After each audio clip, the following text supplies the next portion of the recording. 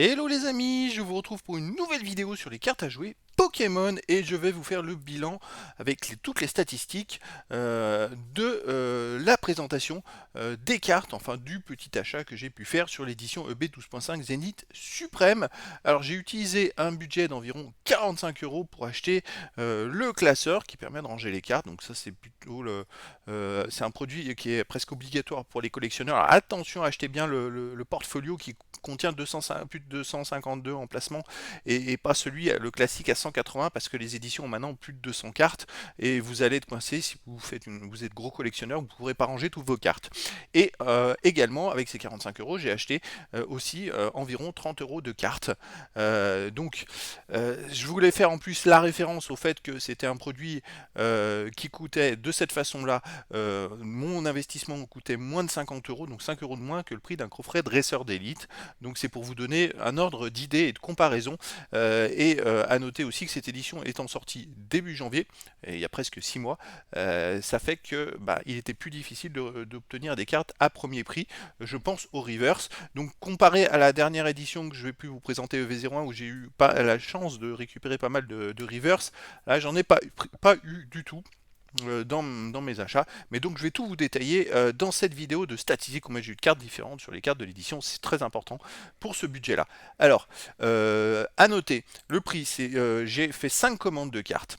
Une première à 21,94 euros, une deuxième à 2,13 euros, une troisième à 2,50, une quatrième à 2,03, une cinquième à 1,54, en sachant qu'à chaque commande faite, il y a 1 euro à 2,50 € de frais de port. Donc ça c'est important et c'est à souligner. Je compte 14,99 € pour le portfolio, ce qui m'a fait un total de 104 cartes, un portfolio et donc 5 commandes différentes, inclus les frais de port. Voilà. Donc effectivement, en termes de rentabilité, il n'y aura pas de rentabilité du tout. Mais c'est dans l'immédiat. Mais en sachant que comme j'ai des cartes différentes, là, ça peut aller que sur le long terme, sur du positif. C'est pour ça qu'en plus, dans les commandes, j'ai essayé de prendre quelques cartes ultra rares pour compléter, voire en avoir même plus que si j'avais acheté un coffret dresseur d'élite. Alors, les cartes, les amis, les cartes. J'ai pas mis les valeurs parce que de toute façon, ça n'a pas d'importance pour l'instant. Les communes, j'en ai 42 et 42 différentes. Sur les 42 de l'édition, j'ai toutes les communes. Peu communes 29 différentes sur les 29 de l'édition, 100% des peu communes. Les rares 22 sur 22 différentes, 22 de l'édition 100%. Les holo rares, j'en ai eu pris que 3, je trouvais que 3. Mais comme je vous l'ai dit, je me suis cantonné à un certain budget. J'aurais pu prendre des holo rares qui étaient à 50 centimes. Je ne l'ai pas fait volontairement pour rester dans un budget cadré de moins de 50 euros. Enfin voilà, tout simplement. 3 holo rares pour à peu près sur 20, ça fait 15%. Les secrets rares, donc j'en ai pris 2. C'est les cartes GG.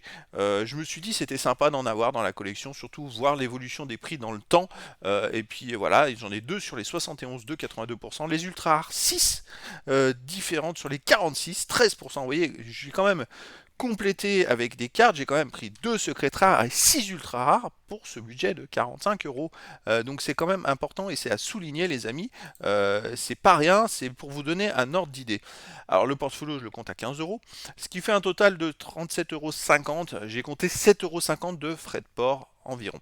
104 cartes différentes sur les 230 de l'édition, en sachant que, les amis, ça fait 45% des cartes, mais qu'il y a 230 de l'édition, mais il y a quand même 71 secrètes. C'est-à-dire que en fait il y a 159 cartes de l'édition. Sur les 159 j'en ai 104, c'est-à-dire un peu plus de 66% des cartes de l'édition réelle, hormis les secrètes. Voilà, tout simplement. Donc ça c'est important. Alors le bilan les amis, le bilan positif, pas aussi positif que V01 où j'avais blindé en plus en carte foil et reverse, j'en avais plus de 60 différentes, voilà.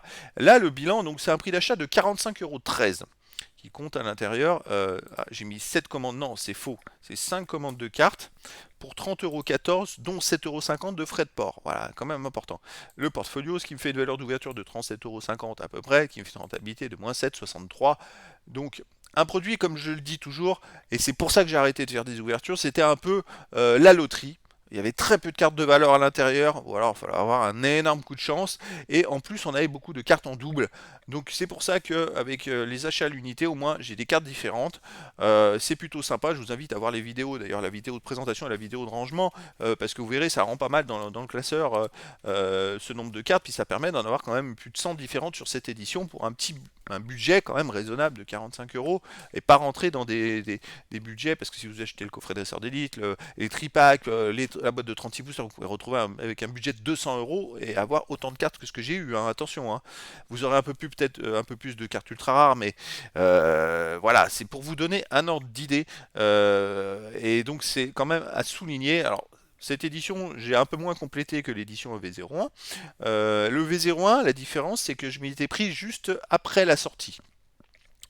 Que là, les amis, je m'y suis pris donc 3 ou 4 mois après la sortie de cette édition-là, donc il y avait déjà moins de cartes disponibles à la vente à des prix super top, et même les vendeurs que j'ai trouvés, voilà, j'essaye de taper chez certains vendeurs, chez un minimum de vendeurs, pour éviter les frais de port, et après, quand même, avoir un maximum de cartes différentes.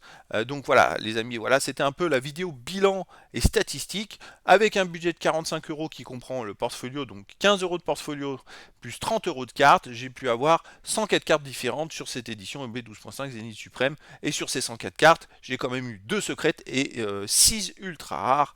C'est quand même à souligner, voilà, et donc ces stats là vont me permettre dans quelques temps de vous reproposer une vidéo de statistiques, je pensais dans 6 mois, 1 an, pour vous permettre de voir l'évolution de ce que j'ai pu mettre de mon investissement, et puis même sur le long terme, 3 ans, 5 ans, ça peut être intéressant de voir, d'avoir à titre de comparaison.